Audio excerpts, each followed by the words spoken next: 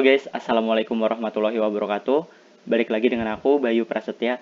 Nah, di video kali ini kita mau sharing jurusan tentang jurusanku sendiri sebenarnya sih, sastra Indonesia.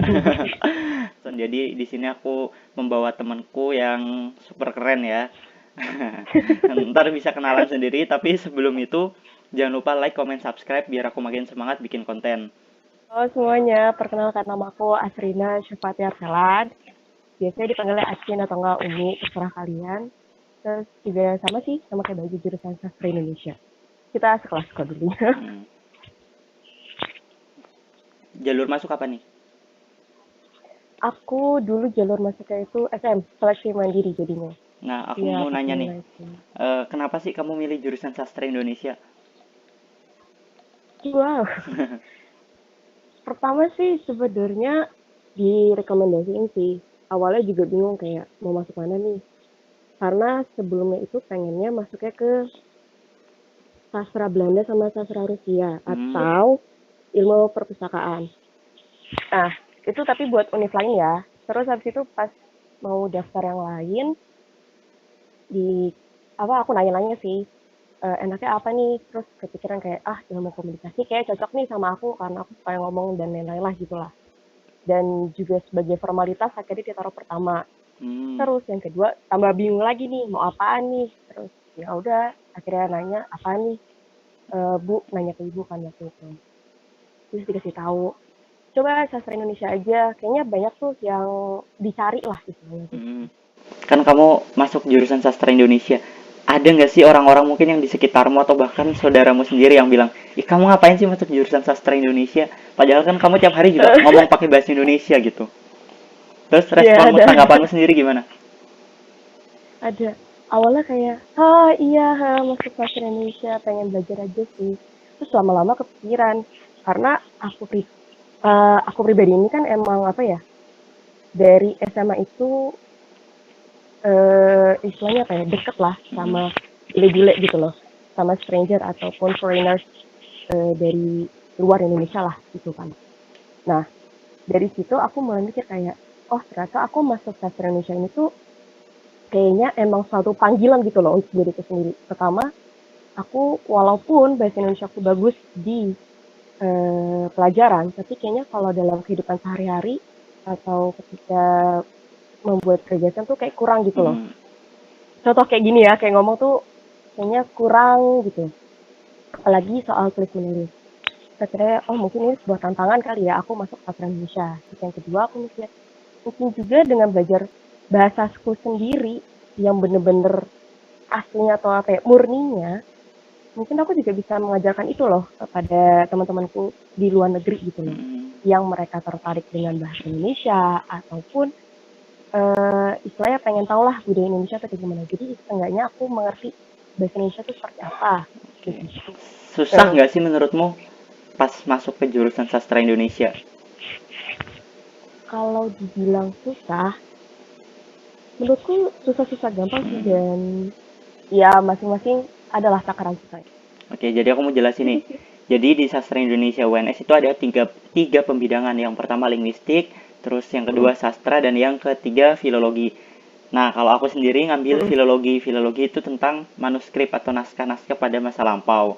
Terus kalau Acin sendiri kamu ngambil pembidangan apa, Cin? Aku ngambil pembidangan linguistik. Linguistik itu tentang apa sih Jadi sebenarnya? belajar, nah linguistik itu belajar apa sih sebenarnya? Nah itu tadi belajar bahasa. Mm-mm. Jadi benar-benar bahasa yang apa ya, akar-akarnya gitu loh, dari akar-akar yang dipelajarin, terbentuknya dan lain-lain. Tapi nggak cuma bahasanya doang ya, juga dari ranah lainnya gitu loh, di luar bahasa itu sendiri.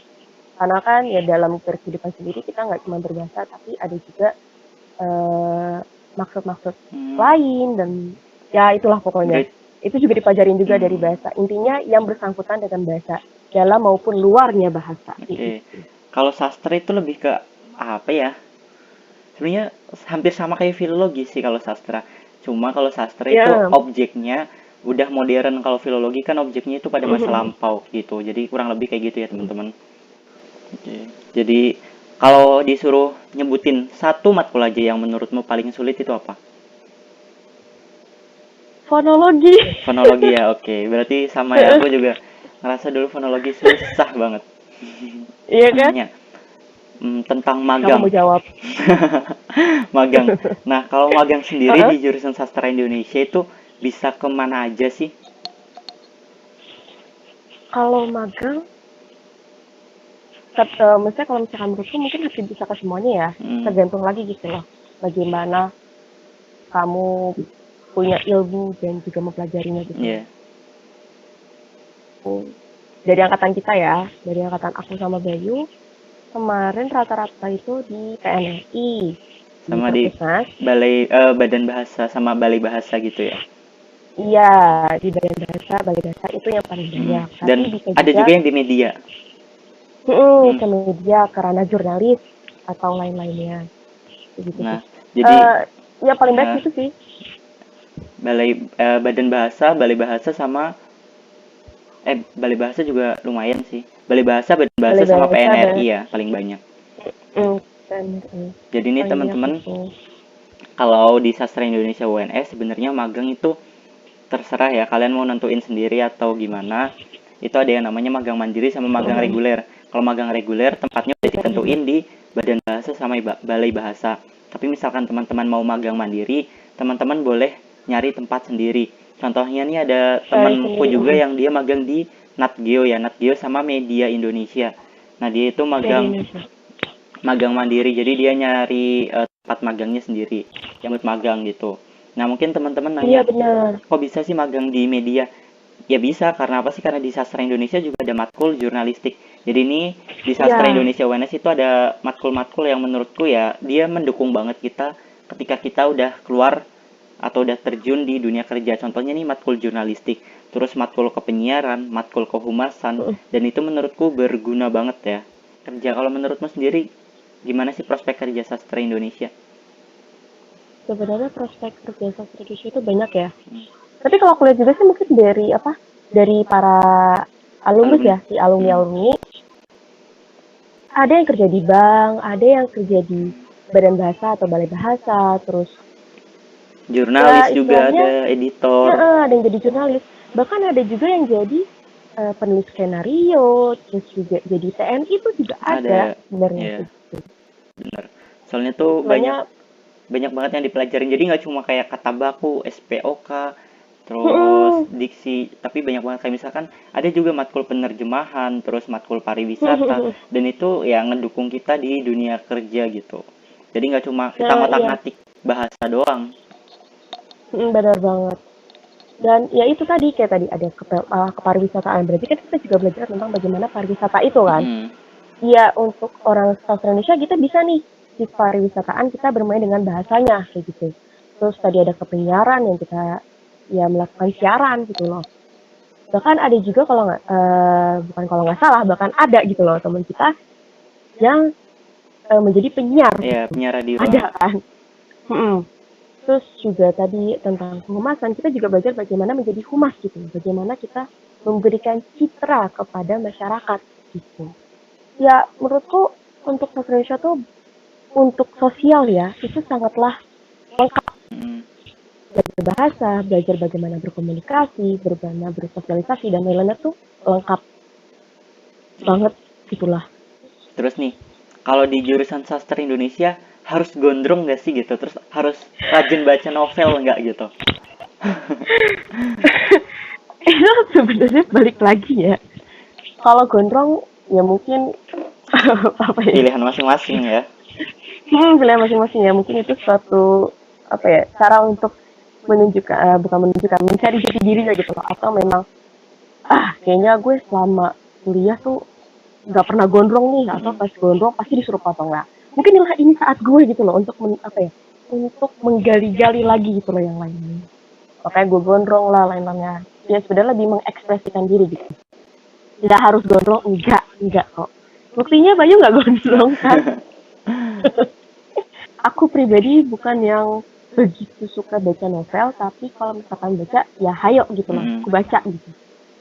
Dan apa ya, ya banyak kan caranya gitu untuk belajar bahasa. Jadi nggak melulu belajar, nggak melulu harus yang baca novel itu tuh. Novel itu sebagian sebagai salah satu cara kita untuk belajar di sastra Indonesia gitu. Oh iya, nah aku mau ngasih tahu nih teman-teman. Jadi kalau keketatan di prodi sastra Indonesia sendiri sebenarnya nggak terlalu ketat. Peluangnya itu cenderung lebih mudah dari prodi-prodi lain yang ada di FIB. Tapi kalau di apa ya disandingin sama prodi sastra Inggris jelas lebih tinggi sastra Inggris. Tapi cenderung sastra Indonesia itu emang lebih mudah gitu. Jadi misalkan kalian mau ngambil sastra Indonesia UNS di SBMPTN atau di seleksi mandiri UNS, nggak usah takut gitu karena ya kalau menurutku sendiri sih ya gampang gitu. Ya karena banyak Minatnya nggak terlalu banyak. Terus kuotanya juga lumayan. Jadi kuota setiap angkatan itu kurang lebih sekitar 70 mahasiswa. Itu aja sih dari aku sama Acin. Mungkin sebelum itu Acin mau ngasih closing statement nih. Apa ya? Ya ketika kamu memilih suatu jurusan, terutama sastra Indonesia ataupun sastra lainnya, yang istilahnya orang-orang menganggap itu rendah, janganlah kamu membuat itu lebih rendah lagi gitu loh. Kenapa? Karena istilah gini, ketika kamu memilih berarti kan itu tanggung jawab kamu, ya nggak sih? Nah, berarti itulah saatnya kamu ketika orang-orang melihat si jurusan ini tuh kayak, ini jurusan yang apaan sih? Kok kayak cuma dosen doang atau lain-lainnya. Itu saatnya kamu membuktikan bahwa jurusan yang kamu pilih itu sebenarnya bagus juga kok. Bahkan bisa jadi lebih daripada jurusan lainnya gitu loh. Dan juga istilahnya bergengsi daripada yang lainnya. Buktinya kayak Bayu nih. Bayu dengan sastra apa ya, dengan filologinya bisa membawa dirinya dia dengan si prodi dan juga universitas dan juga lain-lainnya itu ke ranah yang lebih besar gitu loh, karena orang-orang lebih luas lagi. Jadi ya ketika kamu memilih jurusan, itulah saatnya kamu menunjukkan bahwa ini jurusan aku bisa. Dan jurusan aku ini bagus kok untuk diriku sendiri. Kenapa kalian harus malu gitu untuk memilih jurusan itu kan? Gitu sih. Oke. Jadi itu ya. Jadi nih teman-teman, meskipun mungkin menurut kita nih jurusan kita kurang bagus, ya udah berarti tanggung jawab kita supaya jurusan itu makin bagus gitu. Jadi malah bukan aduh aku nyesel kuliah di jurusan ini, jurusannya nggak bagus gitu. Ya itu tanggung jawab kita harus membuat jurusan itu lebih bagus. Jadi kayak gitu sih dari aku. Jadi mungkin itu aja dari aku sama Acin. Terima kasih buat kalian. Kalau misalkan ada pertanyaan lagi tentang jurusan sastra Indonesia, bisa DM aku atau bisa DM Acin. Instagram kamu apa, Cin? Instagram aku Asrina_Arselan, tapi sementara ini lagi aku mau deactivate, mungkin bisa DM aku lewat Twitter di Asrina Arselan, gak pakai spasi. DM aku, itu aja dari aku sama Acin. Semoga sharing jurusan malam ini bermanfaat. Terima kasih buat kalian yang udah nonton. Jangan lupa like, komen, dan subscribe. Sukses terus buat SBMPTN dan SMUNS. Pokoknya jangan minder masuk jurusan sastra Indonesia. Bener banget. Oke, itu aja. Aku akhiri. Terima kasih. Wassalamualaikum warahmatullahi wabarakatuh. Sampai ketemu di video berikutnya. Dadah.